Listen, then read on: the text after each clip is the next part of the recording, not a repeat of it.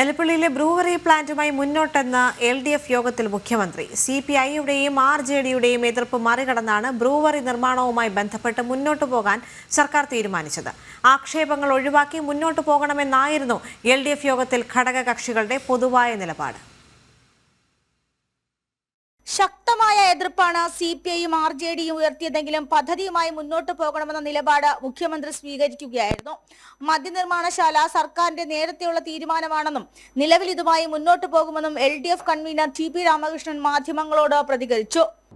ഗവൺമെന്റിന്റെ ഭരണപരമായ കാര്യങ്ങളാണ് ആ നിലയിൽ മുമ്പോട്ട് പോകുന്ന സമീപനം എടുക്കുന്നത്. ആ നിലയിൽ മുമ്പോട്ട് പോകുമ്പോൾ കുടിവെള്ളത്തെയും കൃഷിയെയും അത് ബാധിക്കാൻ പാടില്ല. അതാണ് ഞങ്ങൾ എടുക്കുന്ന ഒരു നിലപാട്. ഞാനിപ്പോൾ ഇതിന്റെ ഞാനിപ്പോൾ പറഞ്ഞ കാര്യങ്ങൾക്കൊന്നും ഇടതുപക്ഷ ജനാധിപത്യ മുന്നണിയിൽ ഭിന്നതയില്ല. അവിടെ അങ്ങനെ ഇല്ലല്ലോ. ഇവിടെ അങ്ങനെ ഒരു എതിർപ്പ് അവിടെ പ്രകടിപ്പിച്ചിട്ടില്ലല്ലോ. എനിക്കറിയാം. ഞങ്ങൾ ചർച്ച ചെയ്തിട്ടുണ്ട്. ഞങ്ങൾ ചർച്ച ചെയ്ത് ഏകീകരിച്ച ധാരണയിലേക്ക് പോയിട്ടുണ്ട്. അദ്ദേഹം കുടിവെള്ളം അടക്കം ഉന്നയിക്കുന്ന പ്രശ്നങ്ങളിലൊന്നും ആശങ്ക വേണ്ടെന്നും മറ്റെന്തെങ്കിലും ആശങ്കകൾ ഉണ്ടെങ്കിൽ സർക്കാർ പരിഹരിക്കുമെന്നും മുഖ്യമന്ത്രി യോഗത്തിൽ വ്യക്തമാക്കി.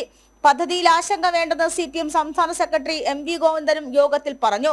എന്നാൽ എലപ്പുള്ളി എന്ന സ്ഥലമാണ് പ്രശ്നമെന്ന യോഗത്തിൽ CPI സംസ്ഥാന സെക്രട്ടറി ബിനോയ് വിശ്വം നിലപാടെടുത്തു. എലപ്പുള്ളിക്ക് പകരം മറ്റൊരു സ്ഥലം പരിഗണിച്ചൂടെയെന്നും ചോദ്യം. എന്നാൽ കുടിവെള്ളത്തിൽ ആശങ്കയ്ക്ക് അടിസ്ഥാനമില്ലെന്ന് യോഗത്തിൽ MV ഗോവിന്ദൻ പറഞ്ഞു. ജനം, തിരുവനന്തപുരം.